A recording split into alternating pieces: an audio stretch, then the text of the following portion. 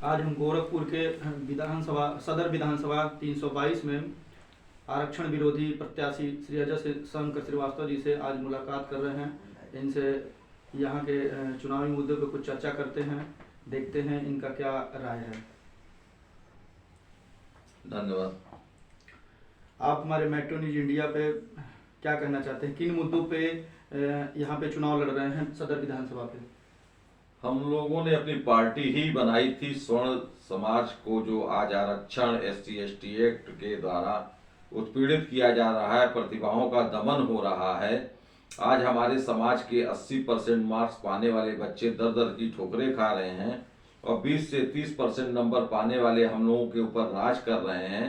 इसी विरोध को लेकर हमने पार्टी बनाई थी और आज हम चुनाव मैदान में भी इन्हीं मुद्दों पर, आरक्षण के विरोध में और SC/ST एक्ट के विरोध में और स्वर्ण उत्पीड़न के विरोध में हम चुनाव मैदान में गोरखपुर सदर विधानसभा से आ रहे हैं।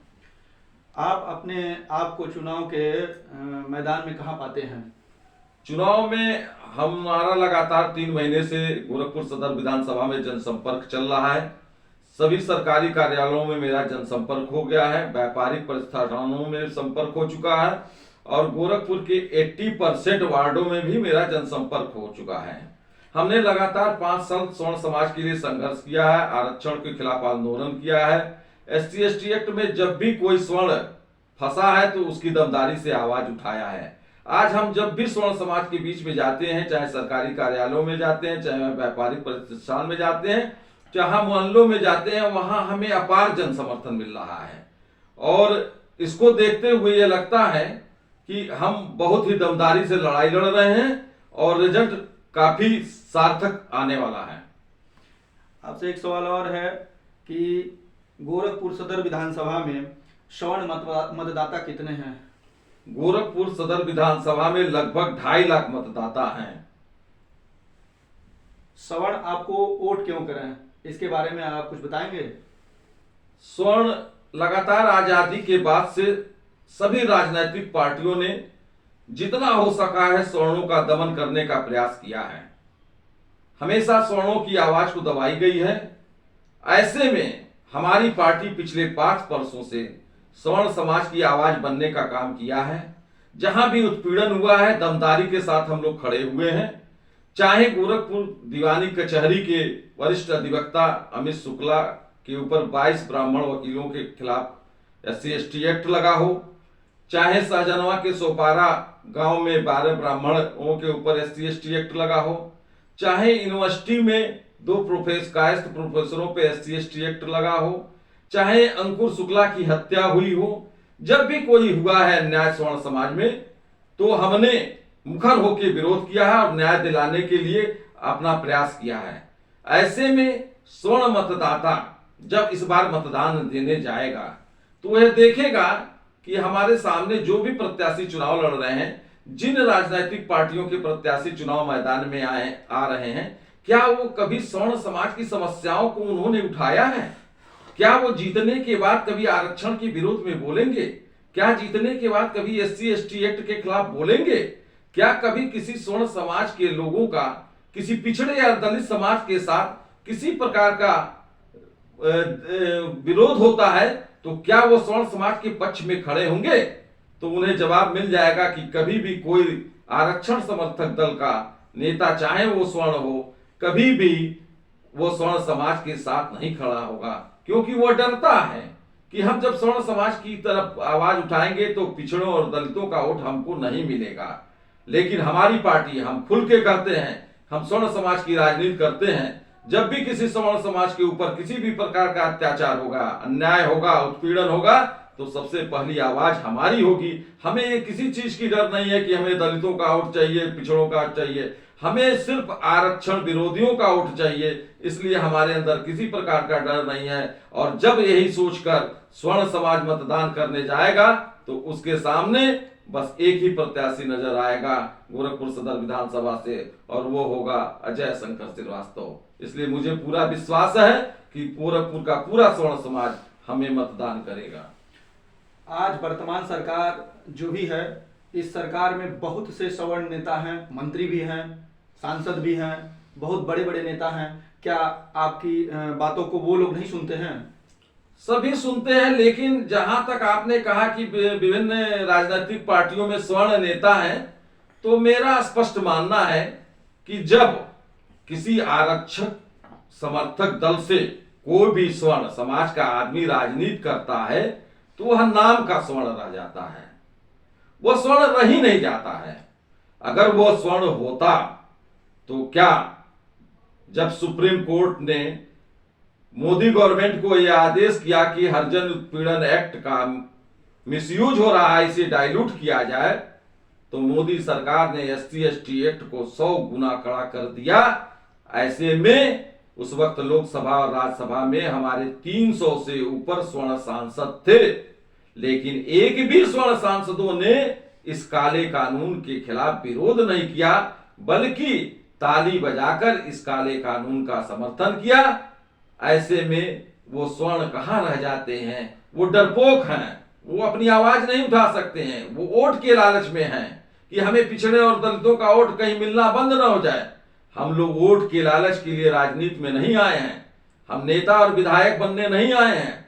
हम सिर्फ जो अन्याय स्वर्ण समाज के खिलाफ हो रहा है, जहां हमारे बच्चे दर दर की ठोकरें खा, योग्य होकर भी दर दर की ठोकरें खा रहे हैं, प्रतिभाशाली होते हुए भी आज उनके पास रोजगार नहीं है, उनकी आवाज उठाने के लिए हम लोग राजनीति में आए हैं। हमें किसी आरक्षण समर्थक लोगों का वोट नहीं चाहिए, चाहे वो पिछड़े हो चाहे दलित हो। यदि कोई स्वर्ण समाज का व्यक्ति भी आरक्षण का समर्थन करता है तो मुझे उसका वोट नहीं चाहिए।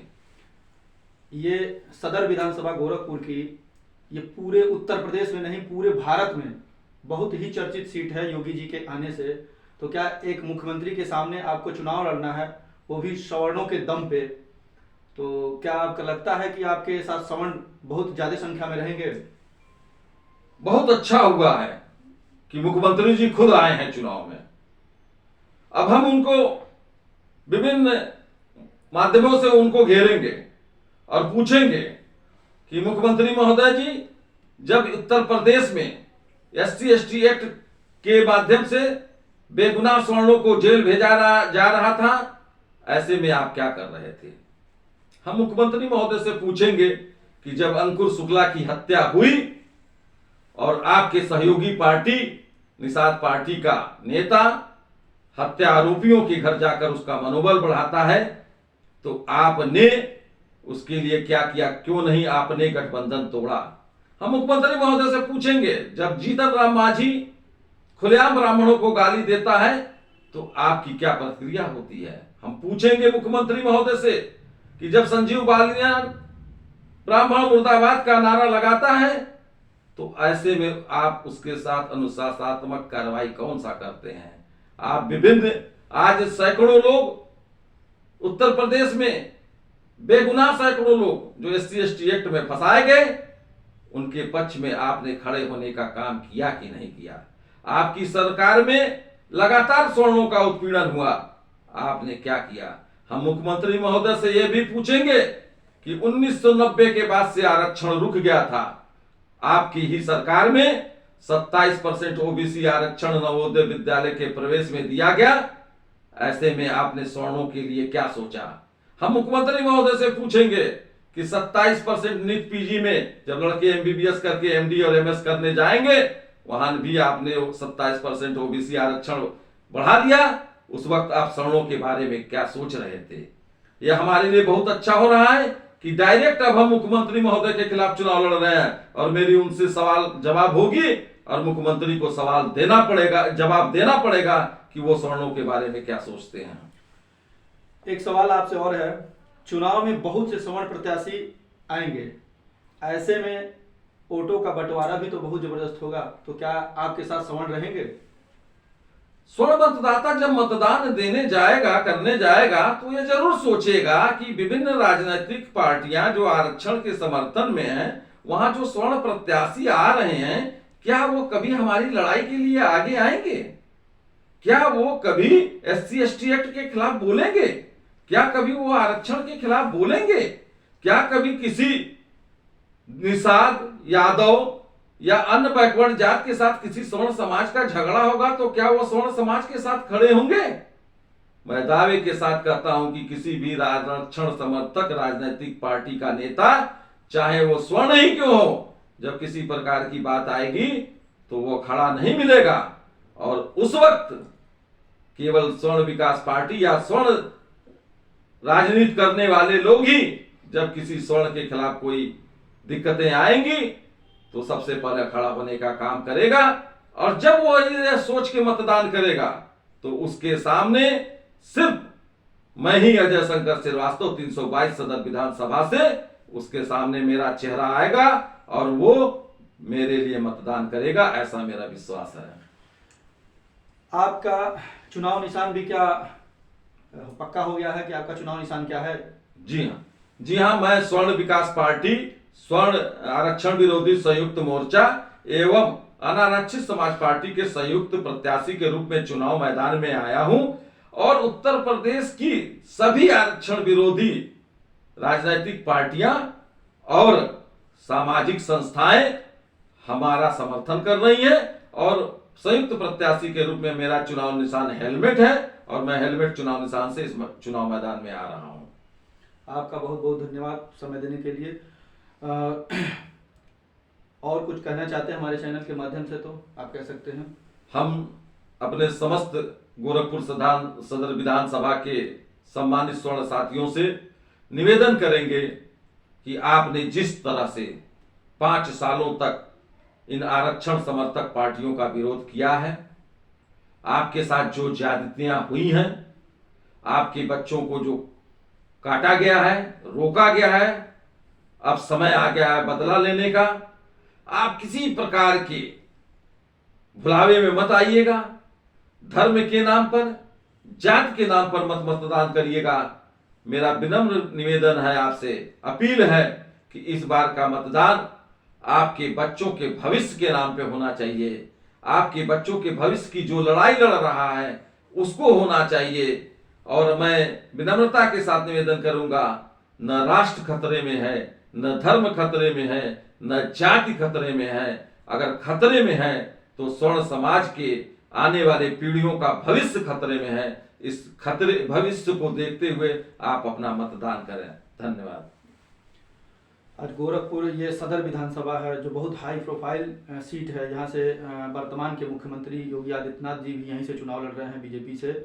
अब देखिए यहाँ पे तमाम सवर्ण नेता भी आ रहे हैं, आगे क्या होता है। और अगली मुलाकात किसी और शख्सियत से होगी। मेट्रो न्यूज इंडिया से पंचानन पांडे गुड्डू, कैमरा पर्सन के साथ।